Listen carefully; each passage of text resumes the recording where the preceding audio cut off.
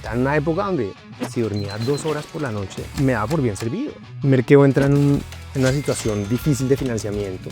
Para tratar de asegurar el financiamiento de esta empresa, tratar de hacer una IPO. Mucha gente criticó eso tremendamente. Llega un punto donde le digo a mi esposa, puta, quizás deberíamos considerar, simplemente mientras todo se soluciona, irnos a ir donde mi mamá. A nosotros nos cambiaron la chapa a la oficina por falta de pago. Yo, pasándola mal, no pudiendo pagar ni siquiera mi arrendamiento de la casa, y veía un huevón diciendo, levante $322 millones a una valoración de 10 billones. Yo como fue puta. Este no es otro podcast de emprendedores perfectos y exitosos. Si usted se ha quebrado, lo han despedido o se compara constantemente con otros, este podcast es para usted. Bienvenido a Unfocable.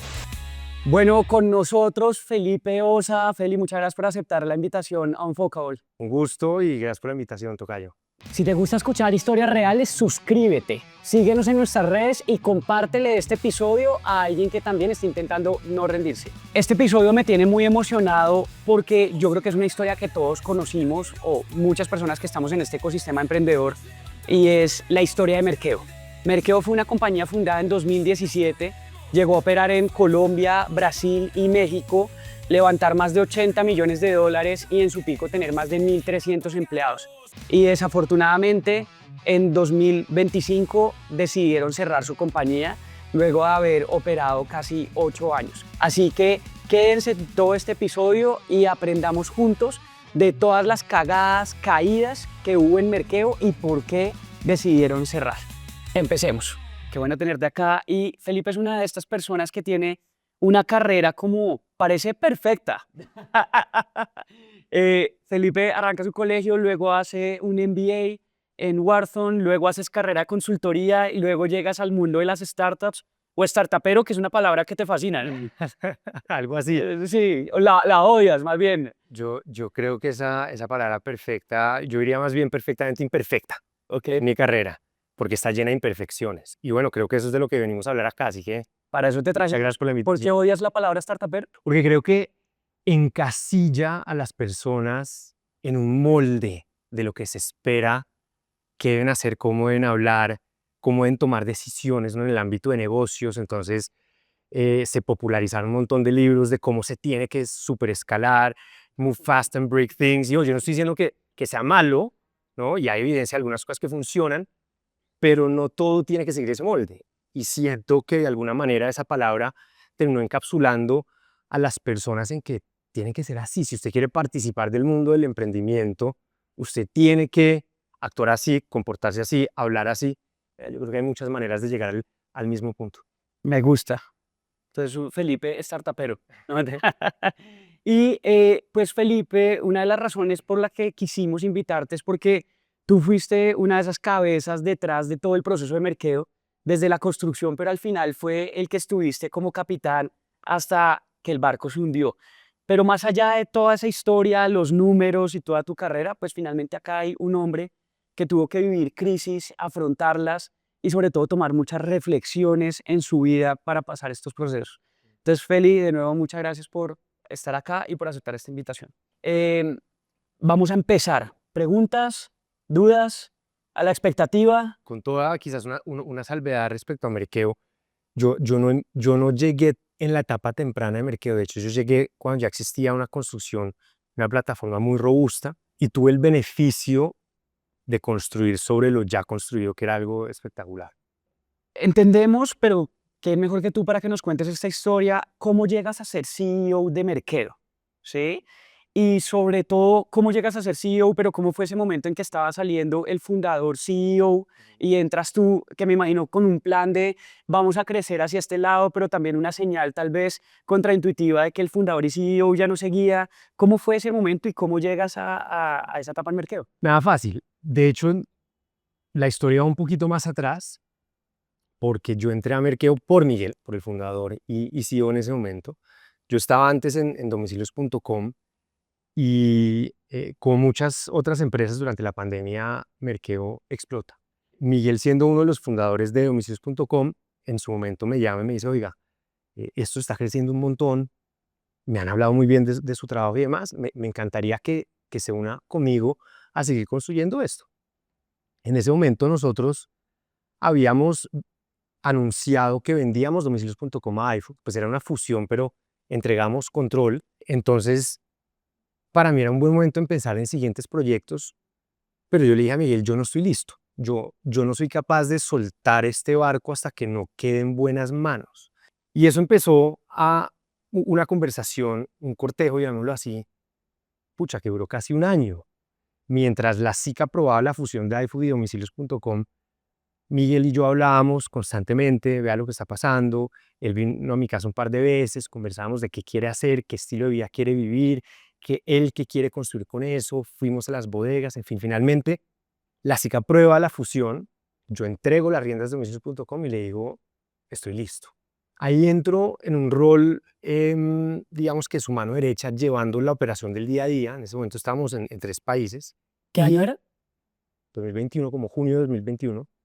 En el momento en el cual el mundo empezó a cambiar la dinámica del mundo de startups, del mundo de capital de riesgo, de los ciclos de financiamiento. 9 meses después, Merkeo entra en una situación difícil de financiamiento que básicamente termina en que Miguel decide dar un paso al lado, que obviamente en algunos medios y demás, por buscar clics seguramente, contaron historias que no eran. Miguel lo sacaron, decían que lo sacaron porque no sirvió el negocio de Falabella. Eso no es cierto. Miguel dio un paso al lado. En ese momento la junta directiva me dice, hombre, acá tenemos que darle un giro grande a este negocio. Entendemos que usted ha hecho esto antes y queremos, para tratar de asegurar el financiamiento de esta empresa, tratar de hacer una IPO, que mucha gente criticó eso tremendamente. Sí, me acuerdo. Usted asume el reto. Yo hablé con Miguel, yo le dije, Miguel, usted debería hacer esto. Me dijo, yo ya acabé este capítulo, tome usted las riendas. Entonces yo digo a la junta, pues vea, este sería mi plan de cómo hacer esto, vamos adelante. Yo les dije, yo le he dado un giro a los negocios en el pasado, operativamente, yo nunca he intentado hacer una IPO.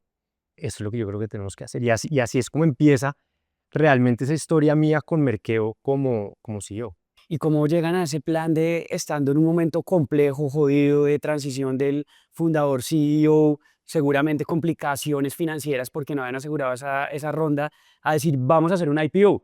Que normalmente la IPO sale de la idea cuando usted está rompiéndola, pero es que acá estaban, no sé si rotos, pero seguramente no estaban rompiéndola, a trazar el camino a la IPO. No, una decisión tremendamente racional con una apuesta no común, fuera de lo común. Que yo creo que poca gente la sabe y quizás por eso en su desconocimiento hubo mucha crítica. Nosotros veíamos, y eso fue a nivel junta directiva, se veía que el mercado de capital de riesgo se estaba secando completamente. Y no solo eso, sino que en la vertical de tecnología de supermercados de Latinoamérica, o sea, tremendamente específico, se estaba yendo en picada, completamente en picada. Entonces nosotros decíamos, levantarle plata a esta compañía creemos que va a estar tremendamente difícil, por no decir casi imposible. Pero creemos genuinamente que tenemos una propuesta de valor, una tecnología que nuevamente yo no la construí, yo llegué cuando ya está construida, es una mega tecnología que ofrece una experiencia de cliente fascinante. Para quienes usaban en ese momento Merkeo, realmente nosotros creíamos no había nadie más que ofrecía una propuesta de valor y una experiencia tan espectacular. Entonces decíamos, esto tiene razón para tratar de sobrevivir. Pero en ese momento era una empresa gigantesca, una estructura operativa muy grande y demás, necesitaba caja. El mundo de capital de riesgo privado no iba a ser. Entonces existía un mundo en el mercado público para empresas específicamente como esta. Y no iba a ser el IPO de Nubank. No iba a ser un IPO que salía en la portada de Forbes. Y eso no nos interesaba. Es un IPO chiquito, a una valoración muy reducida, con un levantamiento de capital bajo, con la única intención de poderle conseguir caja a esta compañía, porque creíamos que ameritaba que siguiera viviendo. Entonces, ¿Eso iba a ser en la bolsa de Estados Unidos o en Colombia? En Nasdaq, exacto. Y existe un mercado que se llama Microcap IPOs, y existen inversionistas que invierten en este tipo de compañías. Entonces, no fue una decisión de, este es el momento de cash out para un montón de gente, no. Era una decisión de sobrevivencia para la compañía porque no veíamos otro camino en el corto y mediano plazo de financiamiento privado. Y eso fue lo que nos llevó a tratar de hacer la IPO. ¿Y en qué momento no funcionó? Solo para aclarar, IPO es la salida a bolsa de una bolsa. compañía, por si alguien no lo tiene. Exacto. Entonces, en ese momento que yo tomé las riendas, me enfoqué en dos cosas: números y operación. Entonces, bajamos de 60% costo operativo como a 22%, margen bruto del 8% al 19%. Cerramos operaciones que, digamos, que no tenían un buen camino a corto y mediano plazo. Reestructuramos mucho la manera de operar la compañía, de ofrecer los servicios, etcétera, etcétera. Y el segundo era reestructurar la compañía corporativamente en cuanto a su gobernanza para poder hacer este IPO. Cuando uno piensa operar de manera pública, los entes reguladores son tremendamente estrictos en el flujo de información, la información que uno comparte, los reportes, la toma de decisiones, comités de gobernanza, y eso no es fácil. Entonces, durante los primeros 6, 7 meses me dediqué a esas dos cosas, salir de la compañía en esos dos rubros. Nosotros le apuntamos a hacer el IPO en 6 meses, era algo nuevamente muy rápido, muy funcional, pero desafortunadamente uno no controla todo en la vida y estamos en un ambiente donde el mercado bursátil estaba totalmente caído. No habían IPOs, no había salidas a bolsa. ¿Esto era que 2023? 2023, Q1, entrando Q2 2023, y llegamos a abril 2023, que ahí empezó una crisis grande en la cual los banqueros nos dijeron: vea, nosotros los podemos sacar a bolsa. Es decir, los números y la historia que tiene esta empresa nos dan para hacer un roadshow y conseguir inversionistas, pero la valoración y el monto que vamos a poderle traer a la compañía es muchísimo menos de lo que inicialmente creíamos. Y cuando ya uno ponía todos esos números en el rompecabezas de lo que estábamos tratando de hacer para que la empresa perdurara, No, ya no hacía sentido. Entonces, nos tocó tomar una decisión terrible, muy consciente, que fue, después de 6 meses de apuntarle a esto y de matarnos por llegar allá, de sacrificar 50.000 cosas, cancelé mi luna de miel 3 veces, mejor dicho, a nivel personal, todo lo que uno suele sacrificar cuando le apuesta a algo y le cree a algo, nos tocó decir: cancelamos esta vaina. Y no solo cancelamos esta vaina, sino que no tenemos en este momento un plan B definido. Y ahí empieza, yo creo que la peor crisis que vive Merkeo y yo a nivel personal. claro, entonces nunca salieron al IPO, nunca intentaron hacer el IPO y en ese momento no fue solo el momento de decir no hay IPO, pero vamos por un camino B o C, sino probablemente era el inicio del fin. Tal cual. Nosotros llegamos en este proceso, uno trabaja mucho con el ente regulatorio de Estados Unidos, que se llama la SEC, el Securities and Exchange Commission, y uno básicamente hace un reporte, que es como la carta de presentación, se llama el F1, que es un documento muy largo en el cual uno se presenta a los inversionistas. Esta es la empresa, este es el modelo de negocio, así hacemos plata o no hacemos plata, a eso le estamos apostando, este es el valor agregado, este es el diferencial, todo eso. Y el ente regulatorio lo revisa y ellos deben velar porque el posible inversionista tenga toda la información que necesita para tomar una decisión. Entonces ellos a uno le van botando correcciones. Y hasta que ellos no le dicen luz verde, uno no puede hablar con inversionistas. A nosotros nos quedaba una corrección. O sea, ya habíamos recorrido el 99.9% del camino, Claro. para hacer ese roadshow, cuando nos tocó decir cancelado. Claro, jodido. Oye, Felipe, me surge una duda, pues también en mi sombrero de emprendedor, porque no, yo me acuerdo de esa noticia y mucha gente decía, pero Mercado, si está jodido, vas a ir a IPO, Sí. pero también había como mucha emoción, Sí. pues de que otra compañía colombiana saliera a bolsa. No sabía lo de los microcaps o microcaps o whatever, porque siempre uno piensa en un IPO Claro. como el de Nubank, pero ¿cuáles como los mínimos que una compañía puede llegar a salir a hacer un IPO? Como para Sí. fundadores que nos estén oyendo y digan, oiga, estoy en un momento en que no puedo levantar capital de fondos o no quiero. Esto es una opción para una compañía que vende mínimo cuánto, levantar cuánta plata, a qué valoración, danos ahí la luz. El reto grande, y nuevamente no es una decisión para tomar ligeramente, el proceso de tratar de sacar una empresa pública es tremendamente costoso. Uno, en cuanto a abogados, auditores, estamos hablando de millones de dólares, y desde luego muy demandante en tiempo y energía. Y hay un argumento muy válido que dice, pucha, es que por el beneficio de lo que usted puede conseguir financieramente, usted le va a quitar el foco al CEO, al equipo gerencial, y es muy demandante. Yo en ese momento estaba jugando 3, 4 roles a la misma vez, 3, 4 sombreros y trabajando 24/7. Entonces, nuevamente, nuestra decisión era una decisión muy racional, muy específica a tratar de salvar la empresa. Son empresas que suelen salir a valoraciones de $100 millones, $80 millones, $70 millones, suelen levantar 6, 10, 15, $20 millones. Entonces, nuevamente, no es lo que sale en Forbes y que es éxito, pero cumple un rol dentro del mercado, ¿no? Y existe un mercado para eso. Claro, buen punto. Para eso dice, levanto una serie C de $10 millones y no me toca hacer pues todo esto. Ahora llegue a una serie B, C y logre levantar esa plata, ¿no? Suena más fácil de lo que Es el punto. Y nosotros veíamos que no iba a ser posible para esta compañía en esta industria en Latinoamérica, ¿no? En ese momento. Oye, ¿cómo fue todo ese proceso para ti? Porque entonces llegas a este rol de CEO, listo, con la visión de vamos a ir a hacer este IPO. Trabajas como un berraco esos 6 meses, cancela la luna de miel 3 veces y luego no sale. Pero entonces luego, o sea, ahí parecía ya una crisis bastante grande, pues a nivel compañía, personalmente, pues no quiero saber cómo manejaste eso con tu esposa porque tuvo que haber sido una renuncia muy fuerte. Pero luego de ese momento, ¿qué? Y seguir ahora, ¿cómo manejaste ya a nivel personal tú todo este proceso de crisis? Yo de alguna manera siempre he sido terco, para bien y para mal. Y había gente que me decía, oiga, pero usted no fundó esta compañía, usted no es dueño de la compañía. Sí, yo tenía unas acciones prometidas si salía la empresa adelante, suelte esto. Y yo decía, pucha, yo por lo general cuando me muevo a alguna empresa, tengo equipo que me traigo, que me sigue por el hecho de que yo voy para esa empresa, ellos están acá.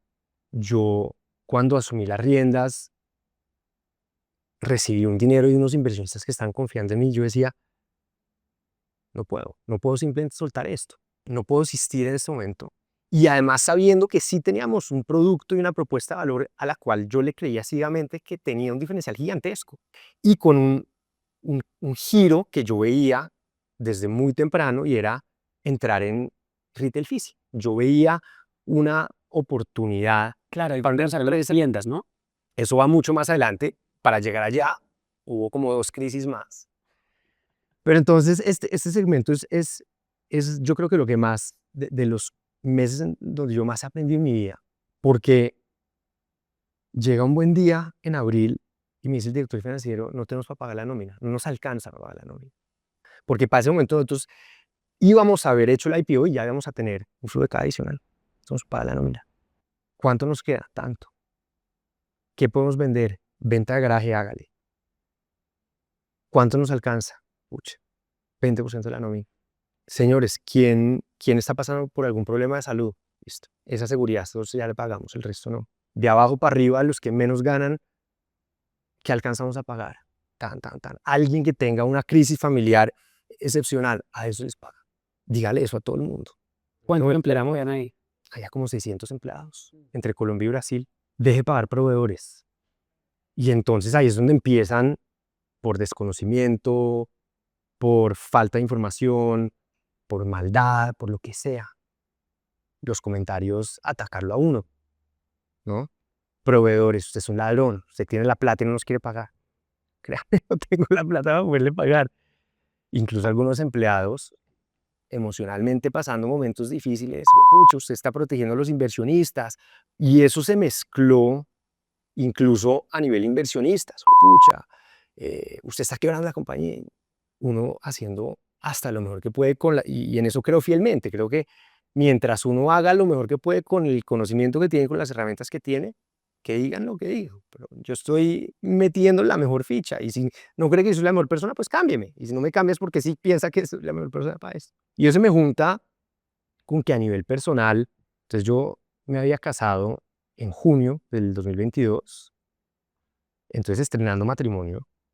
No, bienvenido. Uno cómo se va, ¿no? Uno cómo se va a luna de miel cuando la empresa estaba viviendo, o sea, que yo ahí huevón en la playa leyendo un libro mientras la empresa, imposible. Entonces cancelé una vez, amor, yo creo que para dentro de tantos meses se va a destrabar esto y es mi apuesta, es lo que estamos hablando con la junta directiva. Y no se destrababa, entonces cancelé otra luna de miel. Obviamente, si yo no tenía para pagar la nómina, pues el último que me iba a pagar era yo. Entonces pasa el primer mes, pasa el segundo mes, pasa el tercer mes, pasa el cuarto mes. Empiezo a, obviamente, gastarme todos los ahorros que yo tenía, ¿no? Llega un punto donde le digo a mi esposa, fue puta, quizás deberíamos considerar, simplemente mientras todo se soluciona, irnos a ver dónde mi mamá. ¿Qué es eso? 35, 36 años, recién No es pero nos vamos. pues todos años creo que me debió haber dicho, pues puta, estoy todavía en el año de garantía, puta, ya está en el año de garantía, devuélvame mi independencia. Me senté con el dueño de la casa que estamos alquilando y le dije, oye, yo creo que quizás nos vamos a tener que salir de acá. Y como es la vida, que suele juntar un montón de cosas, estábamos tratando de quedar embarazados y tampoco podíamos. Y empezamos un proceso de fertilidad que esos procesos son durísimos. No quedamos embarazados una vez, perdemos el bebé. Entonces, esos 4 o 5 meses terminan siendo un valle en el cual todo se me vino encima. Y donde como un ser humano que soy, ¿no? Por eso digo, en esa carrera, en esa vida perfectamente imperfecta, puta, todo se empezó a desmoronar. Preguntas por todos lados, marica, yo sí soy el que debería estar haciendo eso, yo sí soy capaz de hacer esto. Me enamoré de esta mujer, estamos construyendo una familia, pero tampoco estoy logrando hacer eso. Y entonces todo eso termina en un ámbito mental, espiritual, que para mí siempre ha sido muy importante. Yo llevo, no sé, 10, 15 años meditando, trabajando mucho ese lado mío desde hace muchos años. Y entonces yo decía, puta, llevo haciendo todo esto y no me sirve para nada, ¿no? Entonces hice el curso de Joe Dispenza, hice el curso de no sé qué cosa, el arte de vivir lo uno, lo otro, medito todos los días. Y aún así, todo vuelto medio, tengo la nariz por fuera del agua, ¿qué es esta mierda? Sí. Hasta que un día dije, no más, no más, este camino y esta mentalidad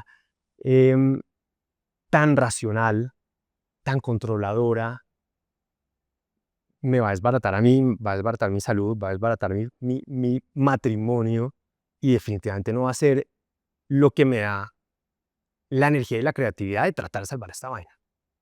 Porque si salvamos esta vaina no va a ser por un camino normal, tradicional, fácil. Va a ser encontrando agua debajo de las piedras, estirando todo, ¿no? Y bueno. ¿Y cómo lograron pagar la nómina después? Porque ahí no se acabó el cuento. No. Entonces, esa yo creo que es el momento para mí donde hay un giro gigantesco en esa historia de mercado y también en mi vida personal en cuanto a cómo yo empecé a ver negocios, mi rol como líder y demás, porque es que fue tan duro que yo dije, puta, la vida no puede ser así. Y si yo aspiro a cada vez más tener empresas, crear empleo, liderar equipos, idealmente cada vez más grandes, yo estaba en una época donde si dormía 2 horas por la noche, me daba por bien servido. Estrés al tope. No, qué locura. ¿No? Entonces, yo un día dije, no más, esto no puede ser así. Una solución, entonces Merkeo construyó una tecnología espectacular y veíamos una oportunidad de vender una licencia. Y yo venía negociando con un grupo muy grande y finalmente logramos cerrar ese negocio, les vendimos una licencia a la tecnología y eso me dio suficiente oxígeno para reorganizar nuevamente el equipo, desatrasarme en nómina y apostarle al siguiente capítulo que fue el tema de tiendas físicas. Listo, ahí alineamos el oxígeno de la compañía, pero yo sí quiero entender, tú dijiste en algún momento no más y voy a darle la vuelta a esto, pero a nivel personal y emocional. ¿Qué pasó en ese momento? Porque es que cuando yo te oigo, yo he sufrido también todas esas vainas. Dormir 2 horas, no he llegado a aplazar mi luna de miel, pero también he aplazado muchas cosas familiares, tener que decirle a los proveedores no tengo plata para pagar, a los empleados no pagarme a mí mi sueldo y eso es muy jodido, es una mierda. Pero yo lo hacía siendo el fundador de la compañía, el socio mayoritario, pero es que me tocaba, o sea, un poco yo ahí no elegía, sino, pues, claro, usted fundó esta vaina, Sí. responda por esto y hágale. Porque un poco cuando yo te veía es, tú hubieras podido elegir no hacer eso. O sea, un poco era, incluso Miguel dio el paso al lado, pero tú decías, ahora te toca comerte toda esta vaina. ¿Qué te mantenía ahí? O sea, lo más fácil, y sí, dijiste la terquedad y todo, de responderle a los inversionistas, pero es que de todas maneras siento que vivías mucho mierdero para estar como un empleado con unas potenciales acciones y un sueldo, pero el estrés supera la oferta. No sé si me explico. 100%. Ojo, el beneficio que yo esperaba de sacar adelante la compañía era tremendo, Ya, desde luego. Entonces, tampoco estaba haciendo eso. ya un upside ahí importante. Exacto, por obra y gracia, ¿sabe? Como por caridad tampoco. Había un componente financiero muy interesante que se hubiera materializado, donde la historia de Mercado hubiera salido adelante. Pero nuevamente, mucha gente me decía, "Ah, huevón, Sí, claro, cero sexy. O sea, ese no era el CEO sexy. sí, exacto, esto no es la historia bonita, esto no es No. lo glamuroso". Y yo veía una combinación de, juepucha, yo humildemente creo que yo soy bueno para estas situaciones, creo que lo soy, hay un upside grande, hay un sentimiento de lealtad frente a los que me rodearon cuando yo decidí asumir este reto. Y, y yo creo, mi papá desde chiquito nos decía una frase mucho, el que persevera alcanza. Y de ahí yo creo que viene esa terquedad, que yo decía, puta, pues vencerse a la primera, a la segunda, a la tercera, pues no, tampoco, ¿no? Como que uno tampoco puede andar como un chinito ahí malcriado de, no me gustó, no salió como yo quería, entonces dejo a todo el mundo botado. Y una mezcla de todas esas cosas es lo que me mantuvo ahí. Y Feli, ¿cuál fue, qué hiciste, pero ya como puntualmente y herramientas prácticas? Porque entonces decías que ya llevabas en el camino como espiritual de meditación 15 años, o sea, no era algo nuevo para ti, y aún así esa vaina parecía que no funcionaba. Pero dices que hubo un momento en que dijiste, puta, no más, y voy a cambiar, voy a darle la vuelta a esto a nivel personal. ¿Qué hiciste? Y como cosas muy tácticas que tal vez le pueda servir a la gente que nos está oyendo y que puedan estar en momentos parecidos. Pucha, lo voy a decir, pero es un poco irónico porque lo que me costó a mí internalizarlo fue justamente lo que me hacía falta. Yo llevo muchos años trabajando con coaches, psicólogos. Yo creo que todo el mundo debería tener su red de apoyo y a mí nunca me dio pena decir yo voy a psicólogos, yo voy a energéticos, yo voy a todo. Y mi coach me decía mucho porque yo llegaba a las sesiones semanales, puta, me leí este libro, está fascinante y entonces uno tiene no estoicismo y entonces uno no controla lo que pasa en el mundo, sino cómo reacciona y chévere. Y él me decía, oigan, usted acá lo tiene muy claro, pero ¿dónde vales acá? ¿Dónde vales acá? Que usted visceralmente entienda lo que está diciendo y lo que tiene acá. Visceralmente, intuitivamente, sepa soltar. Y el gran cambio que en ese momento, y fue un día específico que me desperté hecho pedazos de todo lo que me estaba espichando en ese momento, que dije, "De puta, me lo han dicho 50.000 veces y no lo he sabido hacer, pues a eso lo voy a trabajar el resto de mi vida. Hacer que todo lo que yo sé acá, realmente esté acá". Y entonces eso me llevó a de verdad empezar a ver todo desde una perspectiva muy diferente. Ejemplo, pues pucha, entender, pero entender acá que uno es completamente insignificante para el mundo y que los problemas de uno son completamente ínfimos. Y entonces, cuando yo estaba en esa crisis sin poder pagar tal, y uno como que esperaba, puta, que todo el mundo estuviera preocupado por mí. Y qué va, weón, el sol seguía saliendo y se seguía metiendo por donde era y los paros seguían volando y los doctores seguían operando y mis vecinos seguían en su día a día y les importaba un carajo, ¿no? Y uno a veces por el ego propio de cómo se cría, cree que es que uno es el centro de este berraco universo y no lo es. Entonces, es un giro y cuando yo logré aceptar eso, puta, fue como si me quitara un peso gigantesco de mis hombros. Pucha, entonces no soy tan importante. Y si esta empresa sale adelante o no sale adelante, no es tan importante. Para el 99.99% de este mundo, para adelante y para atrás y presente, no es importante. Y es más, para los mismos inversionistas sí van a perder plata, Para pero es muchos, parte de la ecuación y lo van a volver a intentar. eso lleva a otras ideas que empecé a internalizar como, puta, las cosas son como son, no son como yo quiero que sean. y que nuevamente uno lo lee, uno lo escucha, pero uno no lo vive. Y yo crecí siempre en esa carrera, entrando a esa universidad que quería y a esta compañía consultora que quería, queriéndolo controlar todo, teniendo un plan. Y a mí siempre me ha funcionado si yo trabajo lo suficiente, si yo soy estructuradamente lo suficiente, si yo llego. Y acá empezó a haber un montón de situaciones en las cuales yo decía, "Pues, puta, no puedo quedar embarazado. Mi esposa no puede quedar embarazada. Estamos haciendo todo lo posible por sacar a esta empresa del hueco en el que está y por eso de razón no está saliendo. Y ojo, no es porque habrá algún odioso que dice, entonces ya le está echando la excusa de por qué se quebró. No, eso no se trata. Yo creo fielmente en que uno se hace matar por lo que cree y trabaja día y noche y sacrifica lo que tenga que sacrificar.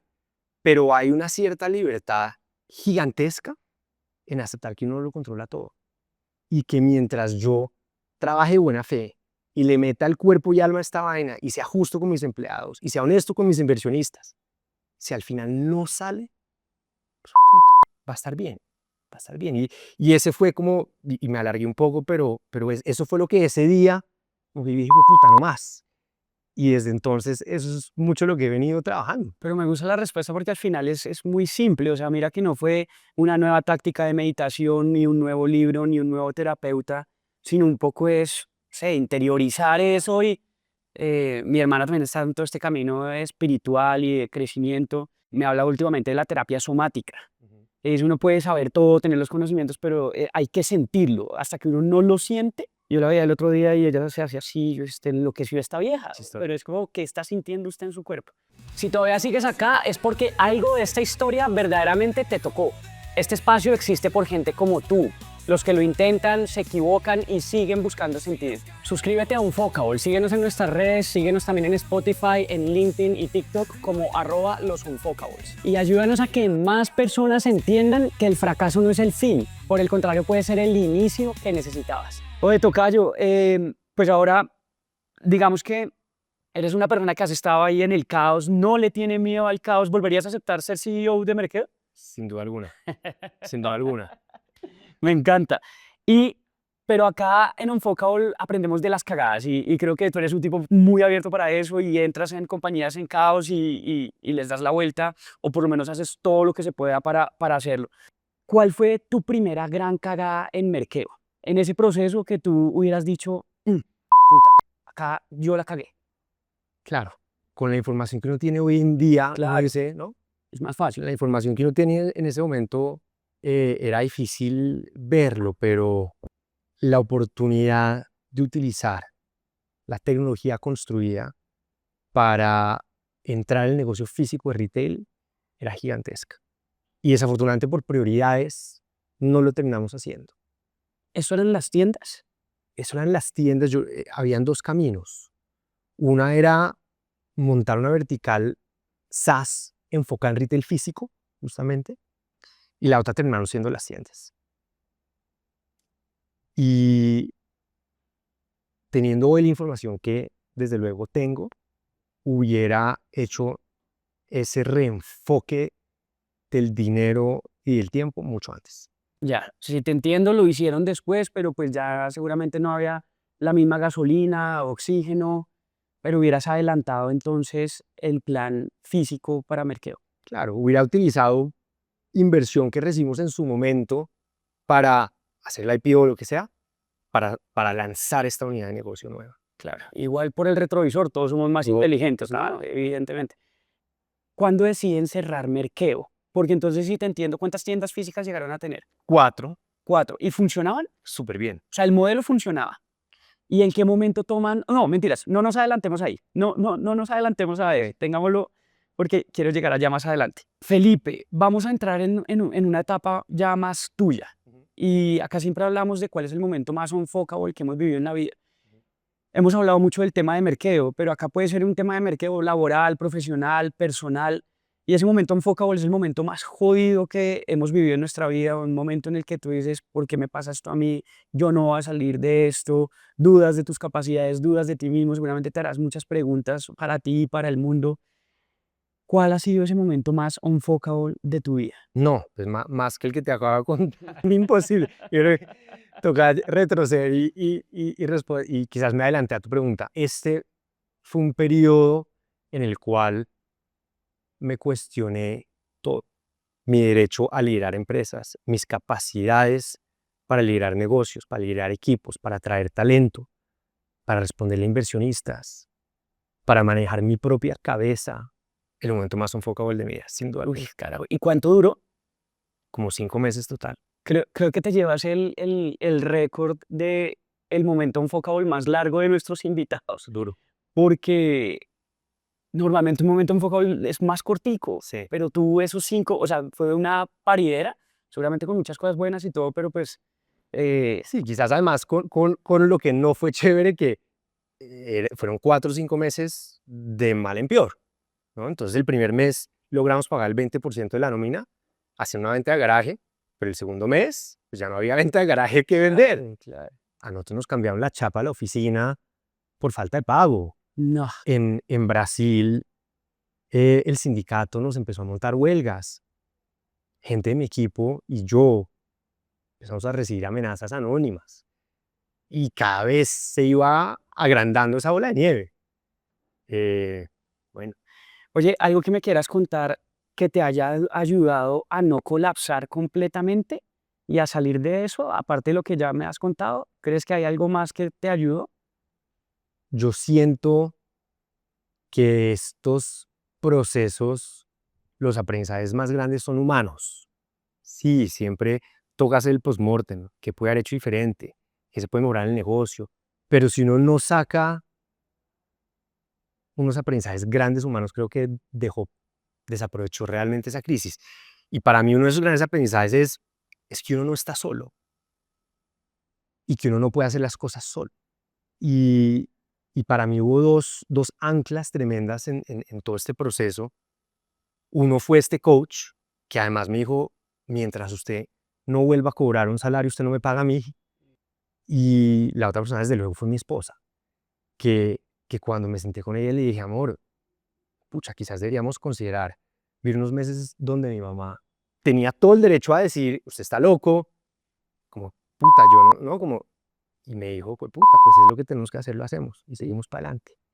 Y ella también viviendo su propio proceso de fertilidad y dieta, no puede pretender vivir esos momentos solos y tiene que ser, creo que, tremendamente consciente y agradecido de la gente que lo apoya a uno, porque solo es imposible. Sabes que eso es un común denominador que he encontrado en las respuestas de la gente que traemos. Y me acuerdo mucho, trajimos a Efren Martínez, no sé si lo ubica, Claro, para, para como abrir el cerebro y qué hay detrás de construir ese mindset unfuckable. Y cuando le hice esta pregunta, yo estaba esperando que me contestara algo más científico, más táctico de estrategias, y fue, no estés solo.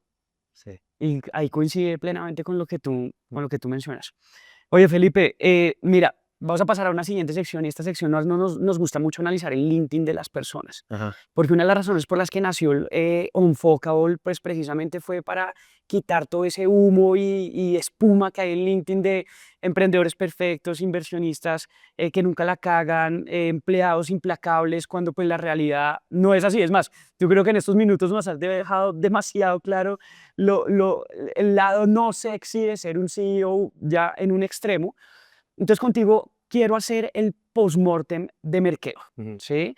Y para mí, el postmortem, haber hecho el postmortem de Fabric, mi compañía pasada, terminó surgiendo y naciendo Unfuckable. Ujú. Si yo no hubiera hecho ese postmortem, no hubiera nacido, no hubiéramos estado acá sentados. Entonces yo hoy creo firmemente en que cuando uno analiza esas cagadas, esos errores y luego las materializa en aprendizajes, pues ahí hay mucho valor.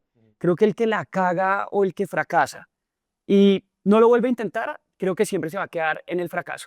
Y si no lo analiza y no lo estudia, pues no va a aprender de eso. Entonces digo como lo mismo. ¿Te parece? De una. Listo. Entonces, em, a ver, la primera pregunta es, quiero llegar a cuál fue esa causa inicial de la muerte. Y en el caso de Merkeo fue una falla en el corazón financiero, fue un paro en la cultura interna, exceso de adrenalina, ¿Cuál crees que fue la causa inicial y lo que, sí, como la ignición del proceso? Financiero y desafortunadamente, como te conté, fue un común denominador desde que tomé las riendas y desafortunadamente fue algo que no logré, y eso está sobre mis hombros, solucionar de fondo, desafortunadamente. Al final montamos unas tiendas, el negocio online ya era rentable, las tiendas en su curva de maduración iban 6, 8 meses adelante de las proyecciones que teníamos, tremendo feedback, pero necesitábamos financiamiento adicional para continuar. Y estuve un año maleta en mano por toda Latinoamérica y no logré levantar plata. Y ese fue de fondo lo que nos llevó a tomar una decisión que yo creo que fue muy responsable, muy objetiva, muy sensata, y fue cerrar cuando teníamos cómo cerrar bien cerrado. ¿Cuánto vendía Merkeo en su pico, incluso antes de que tú estuvieras o estuvieras, lo que sea? ¿Y cuánto fue lo mínimo que vendió? Llegó a vender 18.000 millones mensuales entre los 3 países, más o menos, y en la crisis terrible, 20 millones al mes, porque 20 como millones estábamos de en pesos. mora de todo, sí, 20 millones de pesos, como debíamos tanta plata, los proveedores no nos daban mercancía, entonces no había que vender. Entonces teníamos una operación completamente parada. Es como si tú llegas a un supermercado y las estanterías están completamente vacías, pues posible vender. Entonces ese fue el punto más bajo, una operación prácticamente parada. ¿Y cuánto fue el máximo del burn mensual? ¿Y cuánto fue el mínimo del burn mensual? Uf, en su momento esta empresa llegó a tener un burn como de 4 millones al mes Ahí sí de dólares. de dólares. Claro, Porque si no, pues hubiera sido otra vaina. y al final estábamos como en un poquito menos de 200.000. Ese fue el punto mínimo. Mm. ¿Y con cuántos empleados? En su pico, ¿cuántos empleados llegaron a tener? O como 1.300 Y pues antes de llegar a y cero, antes llegarás a como 80. 80. Sí. Y ojo, algo que yo creo que es importante, por lo menos en cómo yo veo los negocios, es más empleados no es mejor, De acuerdo, no es mejor. de acuerdo. Que es una pregunta muy frecuente que las personas me hacen y yo entiendo de dónde viene, pero por lo general mi respuesta es, pues le doy el número, pero eso no dice nada. No, porque es que eso termina siendo más un tema de ego. Yo soy el CEO de 1.500 personas, 10.000 empleados en Corilla. Eso no, 10.000 empleados son 10.000 problemas más. Son, ¿no? Es la nómina más grande. Manejar gente es un gallo. Somos humanos, somos inmamables todos. Entonces, tener más empleados no necesariamente es mejor, para nada. Pero es que mira cómo se desconfiguró. Yo me acuerdo que critico mucho actualmente cuando esa época de hype del Venture Capital y 2021-22, cuando uno iba a uno de estos eventos y era entre fundadores o CEOs, cuánta plata ha levantado y cuántos empleados tiene. Y entre más plata hubiera levantado y más empleados tuviera, más berraco era. Hoy yo lo veo al revés. Entre menos plata haya levantado y menos empleados tenga, quiere decir que tiene un negocio mucho más eficiente. Sí, total. ¿Sí? Total. Y Ojo, era el juego de esa época. era el juego, de acuerdo, y creo que todos caímos ahí. Eh, ¿Cómo lidiaste todo este proceso con todas las crisis y todo lo que nos has contado, pero al final tratar de mantenerle la cara a tu gente? Porque tenías que al final mantener la esperanza y la llama viva para continuar. ¿Cómo manejabas eso? Difícil. Mira, conté con la suerte que dentro de mi equipo de liderazgo había un par de personas tremendamente maduras, conscientes, empáticas, que quizás es otro de los bastiones que me ayudan a mí a solventar esa situación y que digo, uno no puede hacer esto solo. Y si bien yo siempre fui el fiel creyente en poner la cara, no solo a los empleados, a los proveedores, si a mí me pedía un proveedor una llamada, yo iba a esa llamada y yo explicaba qué estaba pasando. A mí me sacaron la W, a mí me tocó poner la cara en todas partes. Pero de cara al equipo interno, tener en ese equipo de liderazgo un par de personas clave que si yo no podía estar, ellos me representaban y ellos estaban también tragando todo lo que podía llegar, desde groserías, a llanto, a incertidumbre, a miedo. Eso fue clave. Otra vez, no estás solo, ¿no? No estás solo. Oye, más allá de los números, hay algo que vemos últimamente mucho y es esa cultura de éxito, esa obsesión por no fallar de las startups y nuevamente mostrarse como todo perfecto, ¿qué tan tóxica crees que puede volverse esa cultura donde nadie quiere aceptar que el barco se está hundiendo? ¿Sí? O sea, también pasa mucho. ¿Cómo va? Volando. Y por dentro todo vuelto mierda. Entonces, ¿qué piensas de eso? Pues a ver, yo te confío, ahora que hablas de LinkedIn, yo no tengo LinkedIn en mi celular. Yo hace muchos años solté las redes sociales, empezando por Instagram y demás, y un buen día dije, también suelto LinkedIn. Y la razón es porque cuando estaba en mucho ese proceso, pues claro, uno sabe que estadísticamente, no sé, el 90, 95, 99% de las empresas no la logran. Lo que sea el número, tú lo sabrás mejor que yo.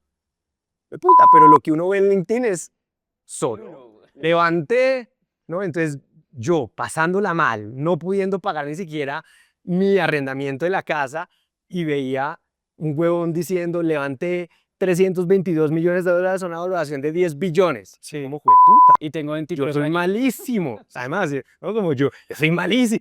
Y entonces llegué un día donde dije, acá hay una de dos cosas. O yo no tengo ni idea de lo que estoy haciendo, y lo estoy haciendo demasiado mal, o simplemente esto no sirve para lo que yo necesito en este momento. Y opté muy envidiosamente por decir, yo sí creo que sé lo que estoy haciendo. Por ende, voy a eliminar esta mierda. Y eso va a un trasfondo, lo que tú decías, que es desafortunadamente termina engrandeciendo, termina romantizando algo que no es fácil, que no es humano, que no es natural, y las personas, por cómo estamos cableadas, no nos es fácil diferenciarlo.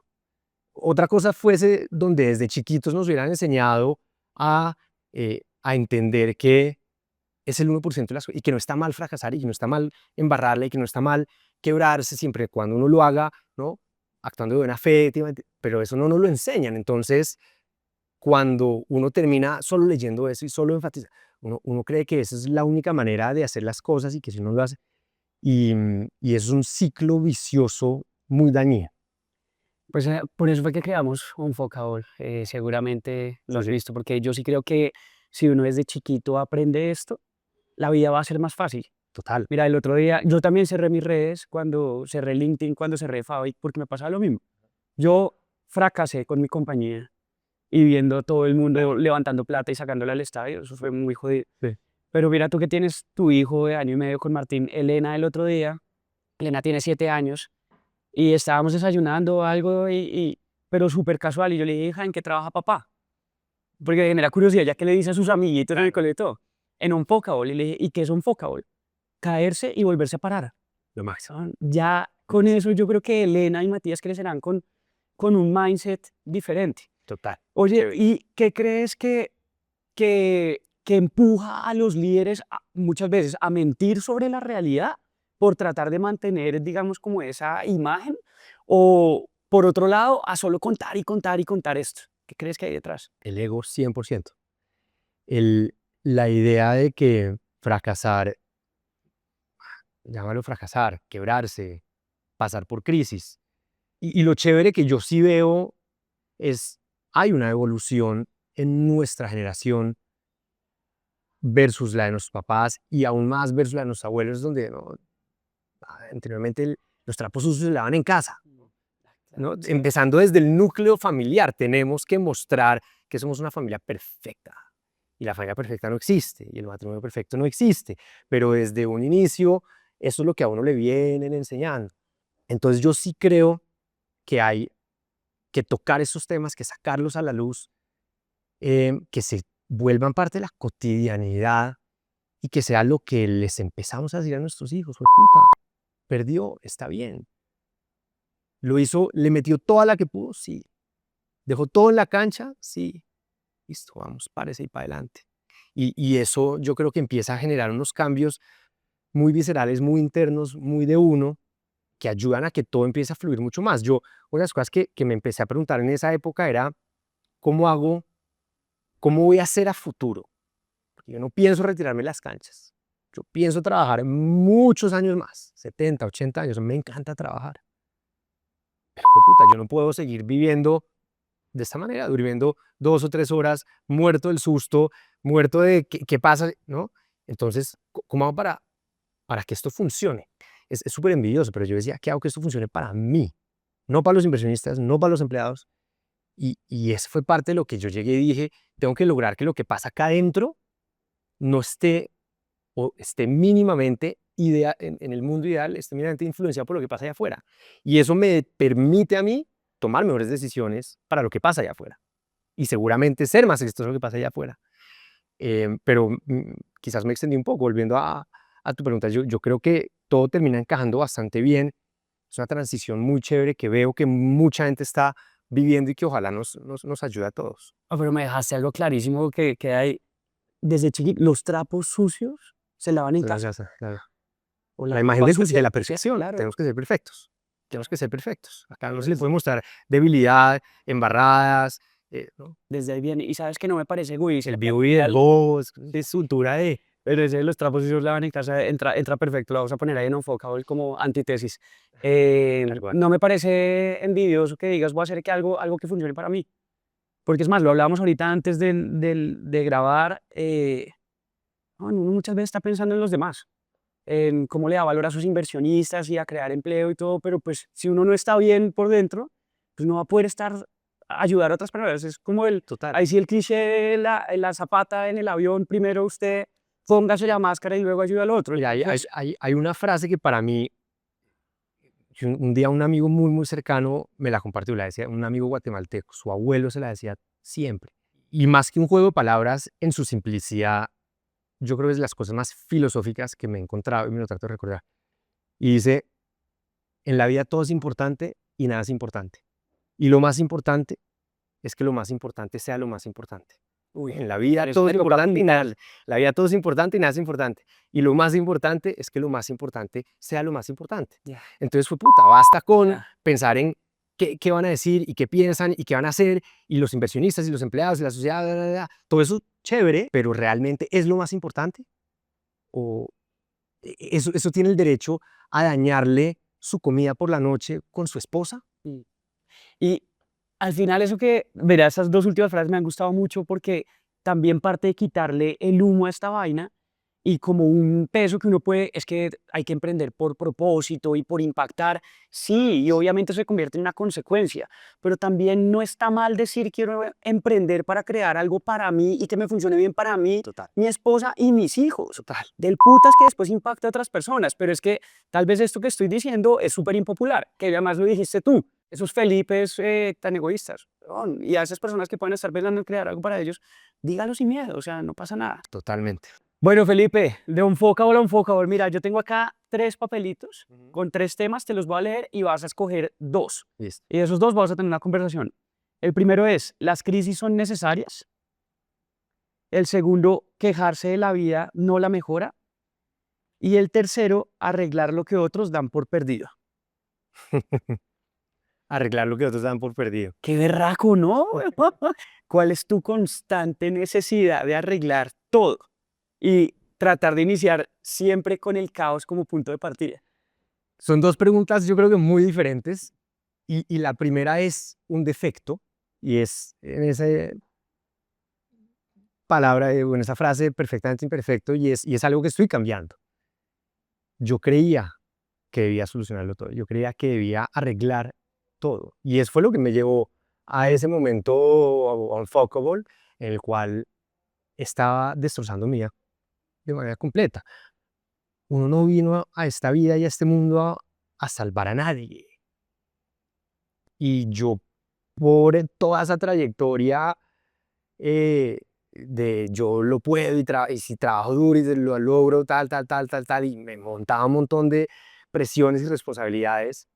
Entonces, eso es algo que conscientemente estoy soltando. Pero la otra pregunta de por qué meterse en crisis, cuando empecé además a simplemente decir, venga, soltemos, entonces yo estaba trabajando en BCG y en BCG me tocó un proyecto diferente a los normales, donde nos metimos en una compañía y ayudamos a tomar decisiones con equipos de la compañía. Y yo dije, escucha, esto me encanta. Más allá de lo que antes, que era más encontrar la estrategia, desarrollar la estrategia y dar una recomendación, eso era venga, remánguese, métase con los equipos, tome decisiones y vea qué pasa el día de mañana con esas decisiones. Y eso fue lo que naturalmente, sin yo quererlo o creerlo, me empezó a poner la vida, y era en situaciones donde había caos, desorden, y una mezcla de mis experiencias pasadas servían, no fue por opción. Y hoy en día me siento muy cómodo en ese caos. Creo que quedó muy claro y además ahí escogiste por eso de una de esas. ¿Crees que lo podrías hacer igual de bien con una empresa que está en perfecto estado? Muy buena pregunta, no lo sé, no lo sé. Pero estoy dispuesto a ensayarlo y me encantaría aventurarme. Mira, las empresas, y esto yo creo que la gente no lo entiende, las empresas que van perfectamente bien también son unos retos, los hijoputas, durísimos.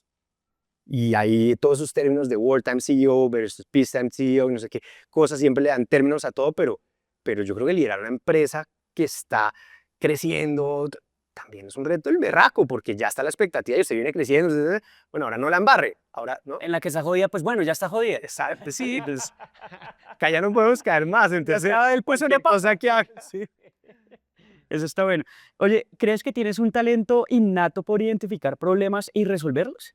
Quizás tengo una pequeña afinidad, pero esto realmente ha sido horas y horas y horas y horas de trabajo, donde el paso mío por BCG fue un gran profesor en cómo quitar mucho el ruido en un problema, identificar las cosas que realmente mueven el problema para enfocarme en esas. Entonces creo que es bastante aprendido. Bacano.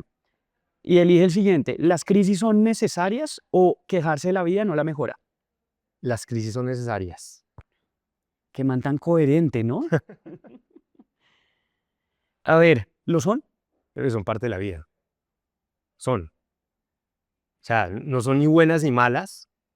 Sí, yo sí creo en esta idea y pues llevamos una hora hablando de esta vaina. También es muy pelota en la vida si pasa por un momento y si no le saca jugo, pero es parte de la vida. Es una utopía pensar que uno puede llegar a este mundo y vivir los años que viva sin pasar por una crisis o por muchas crisis. Totalmente de acuerdo. ¿Quién le enseña a uno a responder a una crisis? Vivirla.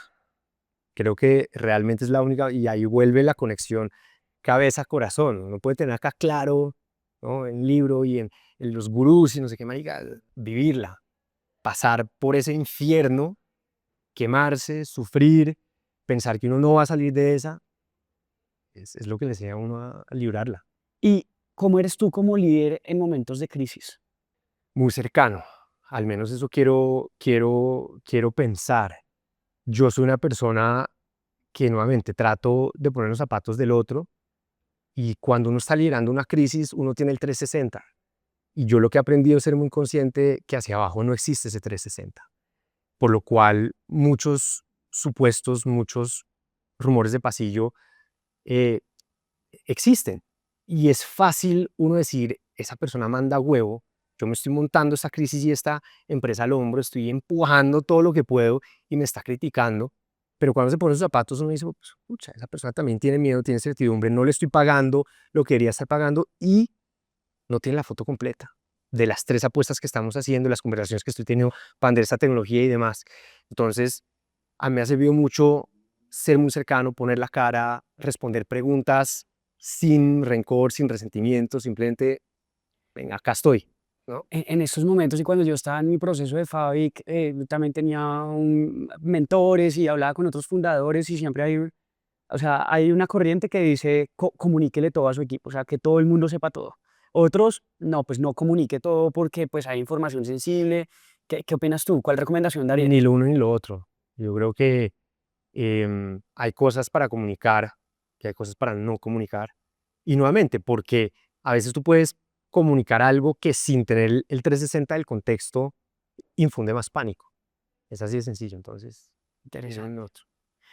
Bueno, Felipe, pues hemos llegado al momento de la graduación. Yo estaba esperando a ver con muchas ansias pues cómo nos ibas a contar toda la historia del cierre de Merkeo, pero sobre todo me llevó unas grandes lecciones de Felipe Osa como persona y cómo recorrer ese camino y pues no morir en el proceso. Me Es alegro. por esa razón, Felipe, mira, te hago entrega de nuestro símbolo de Unfuckable y esto es un regalo que nos hacen nuestros amigos de Sajú ¿Qué como nota? un premio a estas personas que se atreven a intentarlo, a lograr cosas imposibles, que atreviste a tomar las riendas, el timón de un barco sin saber a dónde iba a llegar y pues al final eh, compartirlo también, porque una cosa es hacerlo y tú te abriste acá a compartirlo, entonces San del putas. tocayo, Gracias. muchas gracias a ti y además creemos que viendo la vida con otros ojos, con este filtro que representa para nosotros estas gafas, pues la vida es más amena y es más suave. Total. Y para cerrar, siempre hacemos algo diferente con cada persona Ujú, y contigo queremos hacer lo siguiente, se llama 30 segundos. ujú. Y lo que quiero que hagas es, ya que te gusta la velocidad, el caos, los problemas, tienes 30 segundos donde imagina que tienes a ese Felipe Osa que le están proponiendo ser CEO de Merkeo. Ujú. Y en 30 segundos le vas a decir por qué debería aceptar esa propuesta o por qué no debería aceptarla. 30 segundos. Felipe, 100% tienes que aceptar esa propuesta. Va a ser uno de los caminos y los retos más grandes de tu vida, transformativo en quién eres y en cómo aprovechas el resto de tu vida. Hazlo, hazlo, ¿Seguro? 100%. Bueno, Felipe, pues muchas gracias.